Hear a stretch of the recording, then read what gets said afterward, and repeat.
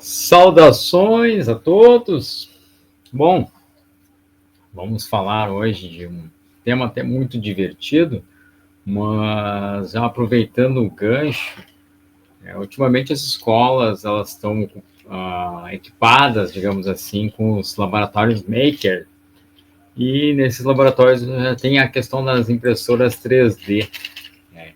E aqui, no caso, vou mostrar para vocês esse polvo, né, articulado, feito de, né, com impressora 3D, porque mais assim, como eu digo, como é bacana para a gente usar com os estudantes, algo que eles possam visualizar de uma forma geral, né, e a gente vai falar na sequência aqui sobre seres vivos, em especial vamos falar sobre os moluscos, né, não somente moluscos, a gente vai falar de uma diversidade de seres vivos aqui, já que a gente não vai falar somente dos moluscos.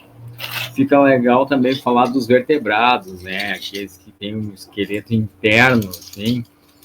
E aqui, para mostrar outro exemplo, esse aqui é um crocodilo muito bacana, também tudo material impressora 3D.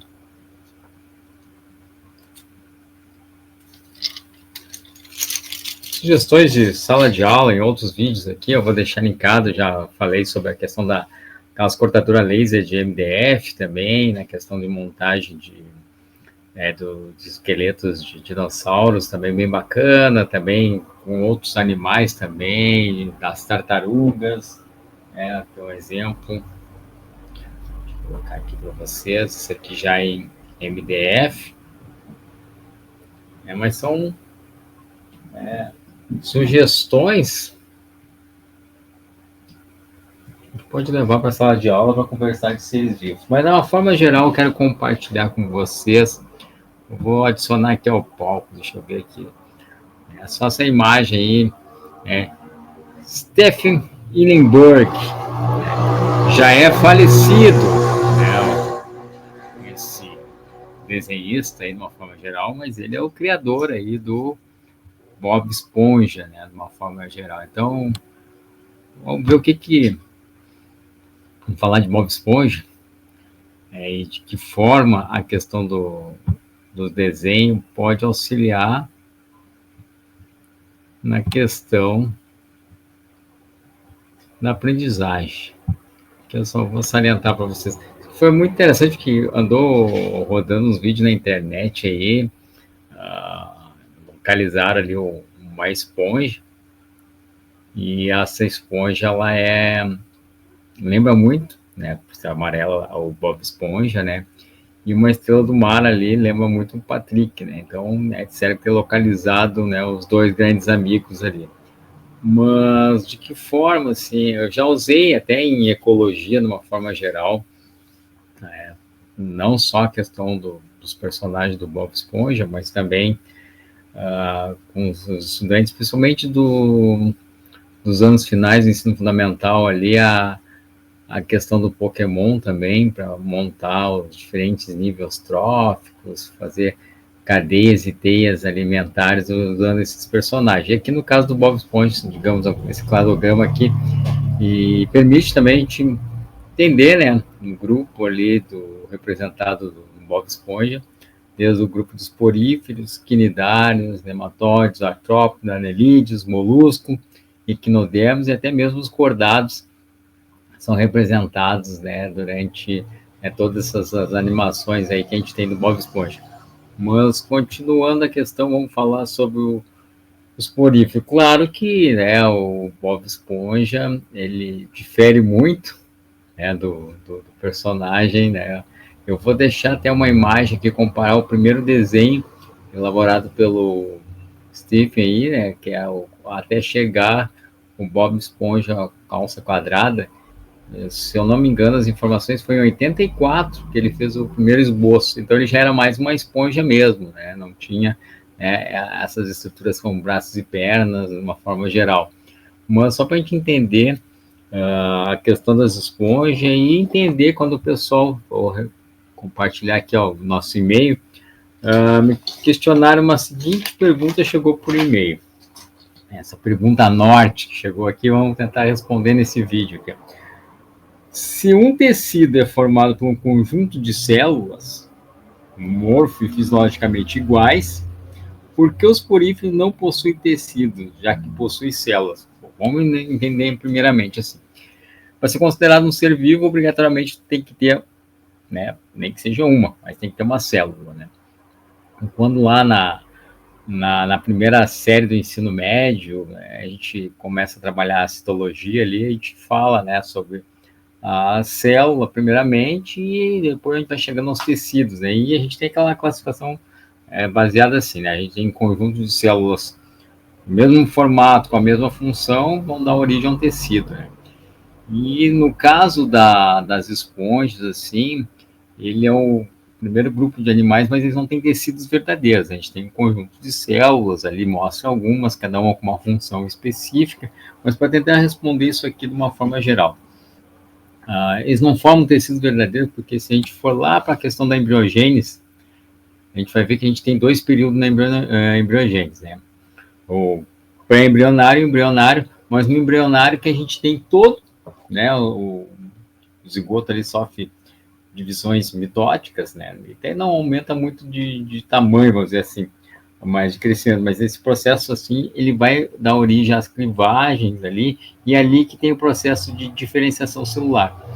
E se a gente for observar nos poríferos, assim, cada célula dali, elas acabam fazendo funções metabólicas sozinho, né? Então, a excreção, tudo, né? A absorção de alimentos é tudo célula a célula, de uma forma geral, sabe? Então, os poríferos não passam por esse processo de diferenciação celular, então não formando tecidos verdadeiros, né?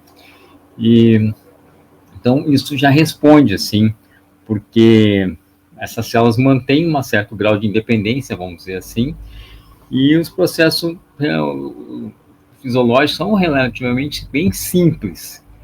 Então, fica respondido aí que os poríferos não formam tecidos, né? Então, eles, né, nesse grupo, né, dos animais ali, no primeiro grupo ali, não tem tecidos verdadeiros. Então, essas células deles formam até, são bem independentes entre si. Uma questão bem interessante, sempre que fala de poríferos, depois eu vou compartilhar, deixa eu compartilhar com vocês rapidamente. Isso aqui o pessoal pergunta muito. Consigo compartilhar com vocês aqui. Adicionar os tipos básicos, né, morfológicos de poríferos, né, são esses três tipos. Ultimamente, tanto o Enem e vestibular da URGS não ando vendo aparecendo muito essa questão morfológica, assim, mais essa questão para refletir aí, porque que mesmo tendo células, não formam tecidos verdadeiros. Né? Mas voltando à nossa questão do Bob Esponja aqui, a reprodução é algo bem interessante. A gente tem, basicamente, os dois processos reprodutivos nas esponjas, né? Tanto a reprodução assexuada como assexuada. A assexuada a gente tem os dois, que é por brotamento ou uma fragmentação, né? Brotamento, o indivíduo ali começa a formar uma estrutura, né? Um broto. Esse broto, daqui a pouco, se desprende da estrutura principal, dando origem a um novo ser. A fragmentação, né? Aquele ser ali pode fragmentar. Eu vou até botar um videozinho vinculado bem no modo esponja aqui, fragmentou, dando origem a novos seres ali. E também já na questão da reprodução sexuada, isso aqui cai muito em prova, né? Os poríferos, ele apresenta esses dois tipos de reprodução, tanto sexuada como assexuada. Na assexuada, esses dois tipos, como brotamento e fragmentação, e na sexuada, aquela questão das gametas. Aí a pergunta é muito assim, ó, mas já que eles têm grupos de células, quais são as células formadoras de gametas, né, dos gametas, né? Então, só para a gente entender, nos poríferos, isso aqui até é bem cobrado em muitos vestibulares, assim, os amebócitos e os coanócitos, eles dão origem ao espermatozoide, enquanto os amebócitos, de uma forma geral, eles produzem os óvulos. Né? Então, eu já vi perguntas em prova perguntando quais tipos, né, celulares dos poríferos responsável pela formação dos gametas, em especial diferenciando a questão do gameta feminino, né, que é o óvulo, que é no caso ali pelos amebócitos. Isso eu tenho aqui para mostrar para vocês. A gente tem aqui um grupo de células, né, os amebócitos, no caso, fazendo a produção do óvulo, também produzindo espermatozoide, e no caso ali os coanócitos também produzem a questão do espermatozoide. Falando dos cordados, né, tem o homem-sereia, juntamente ali com toda a história do Bob Esponja, lá na fenda do biquíni. Ele lembra muito o personagem de HQ do Aquaman, né? Mas a gente tem essa presença humana também, né, na questão do próprio desenho. E uma coisa que me chama a atenção é a Sandy, que na verdade ela é um esquilo. Teve uma animação que deu para descobrir que ela é um esquilo do tipo voador, né, na verdade. Mas a gente vai ver que a Sandy ela tem aquela questão do uso de um capacete, claro, para estar no meio aquático ali de uma forma geral. E é uma coisa que eu quero chamar muita atenção de vocês. A gente, quando vai falando em evolução, de uma forma geral, a gente fala muito da conquista do ambiente terrestre, né? A gente vai falando lá dos peixes, anfíbios, né? Que já tem um certo grau de autonomia, né, fora da questão da própria água, né? Mas a gente também vê que, claro, depende muito da água para a questão reprodutiva. Depois, os répteis que conseguem conquistar de uma forma definitiva o ambiente terrestre. Mas os répteis, daí a gente tem a questão da passagem dos mamíferos, mas também o retorno desses seres para o meio aquático. Um exemplo clássico que a gente tem é as próprias baleias, de uma forma geral, mas eu queria falar dos sirênios aqui, o peixe-boi, na verdade, né?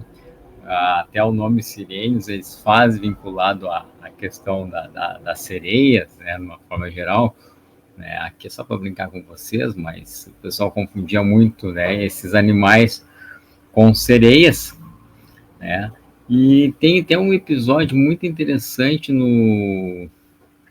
Os Três Elementos, né, que participa o Pirula, né, que fala sobre o peixe-boi, então fala muito dessa questão, né, desses animais que saíram do meio terrestre e retornaram para o meio aquático. Então faz muita comparação do peixe-boi, porque o parente do peixe-boi, o ancestral, seria mais vinculado ao elefante do que propriamente a um boi. Então esse vídeo deles é bem bacana, é bem interessante o pessoal assistir de uma forma geral, mas aqui é mais para discutir com vocês essa questão, né, do uso, né, da questão dos personagens do Bob Esponja para trabalhar ciências em sala de aula.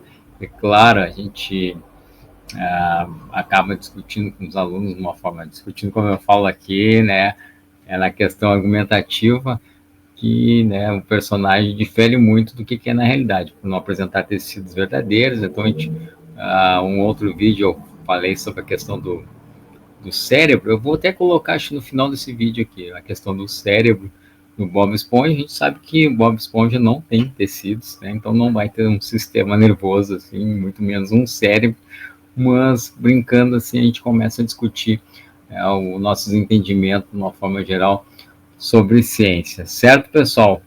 Um grande abraço e até um próximo vídeo, a gente abordando outras situações aí, envolvendo os seres vivos.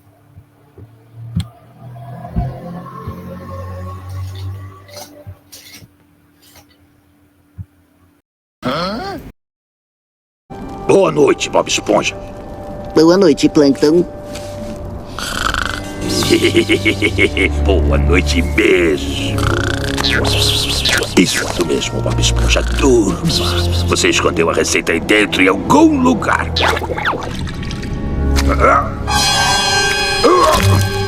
Bom, não tenho nada a perder.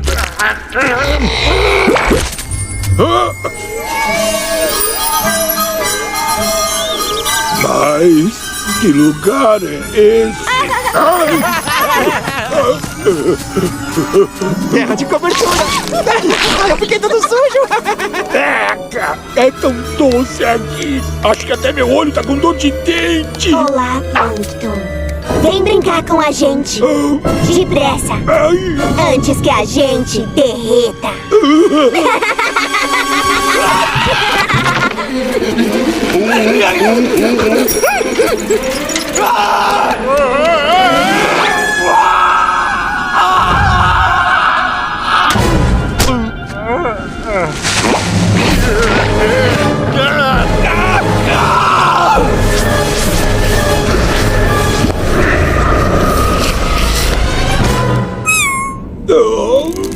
Quanta fofura! Eu acho que eu vou vomitar! Papai!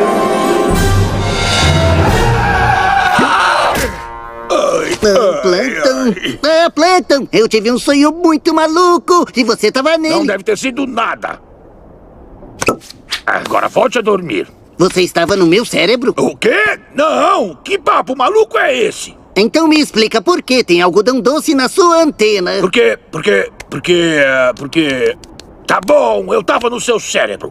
O que você estava fazendo aqui? O que acha que eu tava fazendo? Procurando a fórmula secreta. O quê? Não dê uma de inocente. Você sabia o que eu queria, por isso estava fingindo não saber da fórmula. Eu não estava fingindo. Não acredito que achou que eu menti. Não leve pro lado pessoal. Eu acho que todo mundo é mentiroso. Isso é um jeito horroroso de viver a vida. Eu não tô nem aí. Boa noite, Bob Esponja. Boa noite, Plankton. Boa noite mesmo. Isso mesmo, Bob Esponja. Você escondeu a receita aí dentro em algum lugar.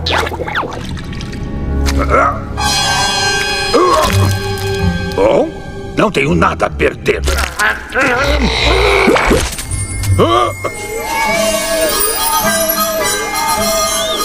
Mas que lugar é esse? Terra de cobertura! Eu fiquei todo sujo! Eca! É tão doce aqui! Acho que até meu olho tá com dor de dente! Olá, Plankton. Vem brincar com a gente. Depressa.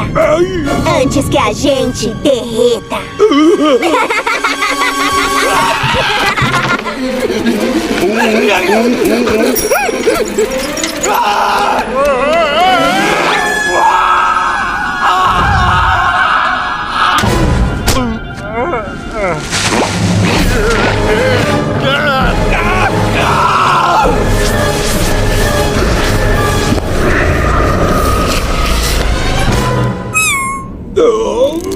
Quanta fofura! Eu acho que eu vou vomitar! Papai!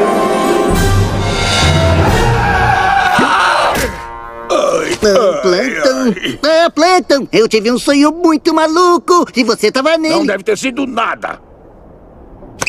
Agora volte a dormir. Você estava no meu cérebro? O quê? Não! Que papo maluco é esse? Então me explica por que tem algodão doce na sua antena. Porque... Tá bom, eu tava no seu cérebro. O que você estava fazendo aqui? O que acha que eu tava fazendo? Procurando a fórmula secreta. O quê? Não dê uma de inocente. Você sabia o que eu queria, por isso estava fingindo não saber da fórmula. Eu não estava fingindo. Não acredito que achou que eu menti. Não leve pro lado pessoal. Eu acho que todo mundo é mentiroso. Isso é um jeito horroroso de viver a vida. Eu não tô nem aí. Divulgação Biologia Nerd. Inscreva-se no canal e aprenda biologia com muita nerdice.